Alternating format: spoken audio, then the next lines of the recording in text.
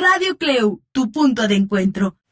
Amigos, de nueva cuenta estamos aquí en nuestro programa La Huella en el Tiempo y hoy, como ya les hemos comentado antes de ir al corte, abordaremos un tema muy interesante que es la autopsia psicológica en cuestión con el suicidio. Recuerden ustedes que en el programa pasado estuvimos abordando el análisis criminalístico del suicidio, porque muchos pensarán que a lo mejor no tiene relevancia la criminalística en la investigación del suicidio, porque pues no es un delito, salvo cuando hay inducción y auxilio al suicidio. El suicidio no es relevante para el derecho penal, sin embargo la criminalística sí tiene que intervenir. No podemos dar por hecho, como lo hemos mencionado en el programa pasado, que al encontrarnos una escena natural, tradicional de suicidio, en donde encontramos al sujeto, tal vez, pongamos la más tradicional, ¿no? Colgada ahí de algún lugar de la casa, con un cinturón y con la famosa nota suicida, no podemos decir ya de entrada, se trata de un suicidio sin más y darle carpetazo al asunto. Hay muchas situaciones que abordar y por eso la criminalística es tan importante en esta situación. La criminalística tiene que procesar, o es la encargada de procesar el lugar del hecho, para que podamos observar si efectivamente la escena que se nos presenta, el escenario que se nos presenta, es la de un suicidio efectivamente, o podemos, a partir de su aplicación, reorientar la investigación correspondiente. Y bueno, una de esas herramientas que ayuda, como que es ambivalente, es la autopsia psicológica. La autopsia psicológica es una herramienta retrospectiva, como vamos a ver a lo largo de este programa, que cumple dos aristas fundamentales.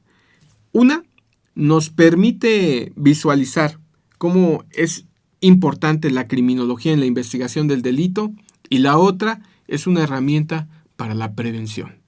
Porque si bien es cierto, después del suicidio no puedes hacer tal vez algo más por la persona que obviamente ya se ha quitado la vida, sí lo puedes hacer por los sobrevivientes del hecho, o sea, sus familiares, sus amigos y por la sociedad en general, porque trataremos de aplicar estrategias que nos ayuden a prevenir estas conductas suicidas. Pero esta herramienta también nos va a ayudar a la prevención y a la investigación del delito. Pero ¿qué es la autopsia psicológica?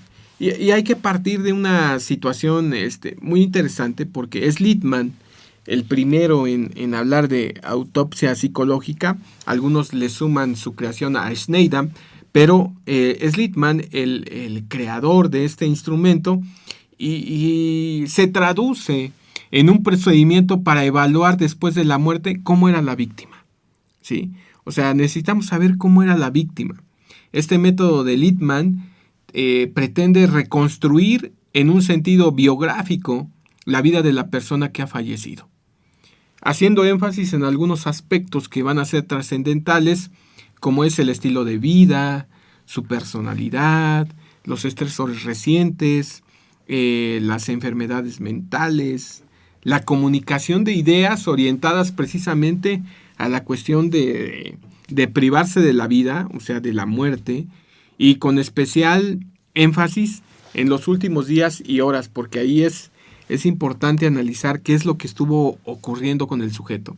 Entonces, vean esta panorámica de la autopsia psicológica como un procedimiento para evaluar después de la muerte cómo era la víctima, conocerla, ¿sí? Sí se puede hacer, y esta es la herramienta indicada. Y comento esto porque, así como te había dicho que escuché alguna vez de un profesor que decía que no existía la autopsia psicológica, que ni la conocía, que eso es, obviamente no la conocía porque no sabía que existía. Y también me tocó escuchar a un especialista en criminología, bueno, le digo porque terminó la licenciatura en esto, y platicaba con una persona y le decía, ¿sabes qué? Es que me dejaron hacer un perfil criminológico de tal, de un sujeto que cometió un delito. Y dice, ya lo hice. Dice, pero después, ¿tú crees? Me pidieron que hiciera el perfil de la víctima. Si ya se había muerto, ¿eso cómo lo puedo hacer? Están como que desconocen las áreas de criminología. Y yo me quedé sorprendido, ¿no? Porque lo estaba diciendo alguien que se supone debe tener la experticia en estas áreas. Y obviamente que sí se puede hacer el perfil de la víctima, aunque ya haya muerto. Y eso es a través de esta herramienta creada por Littman y que se ha ido perfeccionando, incluso por nuestra querida amiga, la doctora Teresita García Pérez. Y evidentemente la herramienta existe. Evidentemente se puede hacer el perfil de la víctima, pero hay muchos que no lo conocen aún. Claro, amigo. Y hablemos también acerca de estas fuentes de información que van a alimentar esta autopsia psicológica.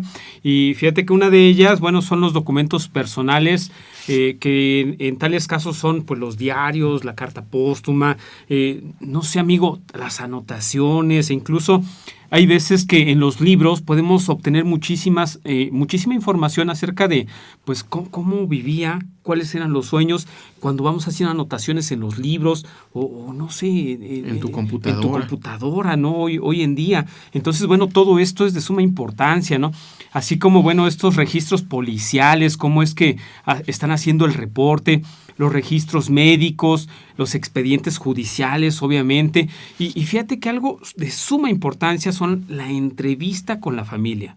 Y esto, bueno, nos va a aportar muchísima información, ya decíamos, de cómo se vivía, de qué expectativas tenía de vida el sujeto y qué es lo que esperaba, cuáles eran los sueños, cuáles eran las metas, porque bueno, pues todo esto debe de coincidir, ¿no? La entrevista, por supuesto, con los amigos, con la novia, con los socios de trabajo, con las personas con las que se relacionaba, no solamente en el trabajo, sino también en la escuela y en todos los ámbitos de su vida.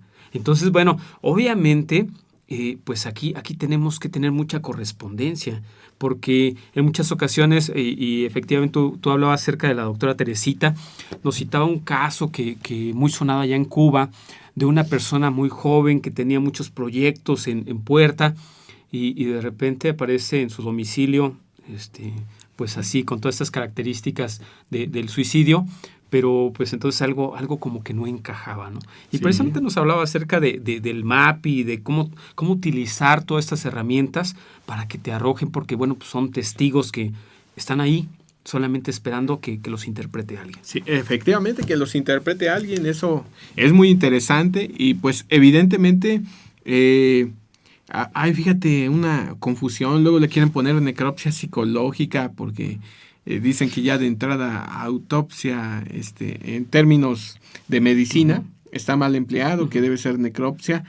Realmente no nos debemos enfrascar tanto en esto, no se trata de una necropsia. El instrumento se llama así, autopsia psicológica. Y sabemos que a veces las raíces etimológicas no coinciden con la finalidad del instrumento, sobre todo cuando es propuesta así por sus creadores, como es el caso de Littman y como todos aquellos que le han acompañado en la creación de diferentes instrumentos, como el MAPI de la doctora Teresita García Pérez.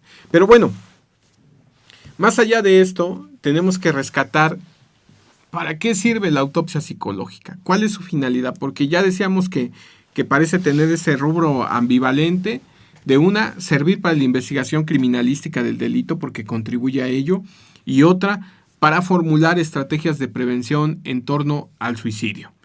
Precisamente con Littman, la autopsia psicológica tuvo un cargado sesgo hacia el suicidio con fines preventivos, o sea, una exploración profunda y retrospectiva del fallecido para visualizar cómo podemos evitar que otras personas más se suiciden. Porque el problema del suicidio, ya lo hemos dicho, es hasta un problema de salud pública y que tiene que ser abordado con la finalidad de tratar de evitarlo, de tratar de que suceda.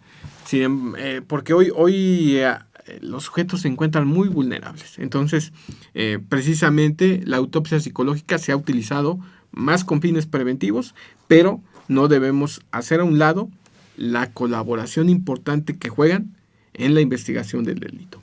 Claro, amigo, y también, bueno, acerca de la reconstrucción post-mortem en el diagrama presuicida y de todos estos eventos que pueden ser y son señales que pueden, bueno, en algún momento considerarse como estos disparadores del suicidio.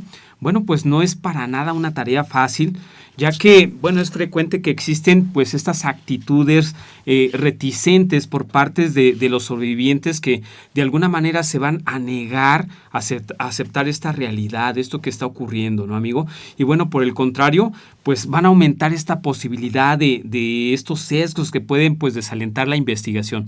Y fíjate, en el asunto que comentaba la doctora Teresita, como nos comentaba, ¿no? Como en alguna parte de la vida de esta persona, bueno, pues sí hubo pues muchos factores negativos, pero cómo logró sobresalir, cómo logró reponerse a estas situaciones, y entonces, bueno, eso fue lo que ya no fue congruente, ¿no? con el deceso de esta persona.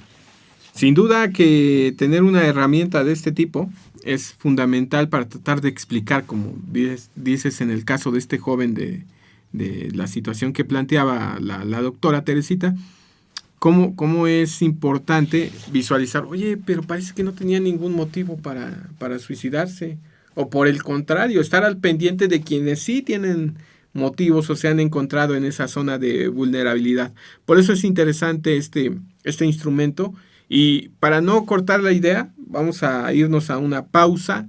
Les recordamos las redes sociales, amigo. Con todo el gusto, amigo. En Face estamos como Radio Cleu, en nuestra página cleu.edu.mx/radio. En Instagram nos encontramos como Cleu Universidad y en YouTube como Radio Cleu. Como Radio Cleu, así es, efectivamente. Y nuestra línea en cabina 22 26 62 49 46 para que nos llamen y nos den todas sus opiniones, retroalimenten este programa, este esfuerzo que está hecho para ustedes, apasionados de la criminología, la criminalística y la psicología criminológica. Bueno, pues vamos a una pausa. Regresamos. Radio Cleu, tu punto de encuentro.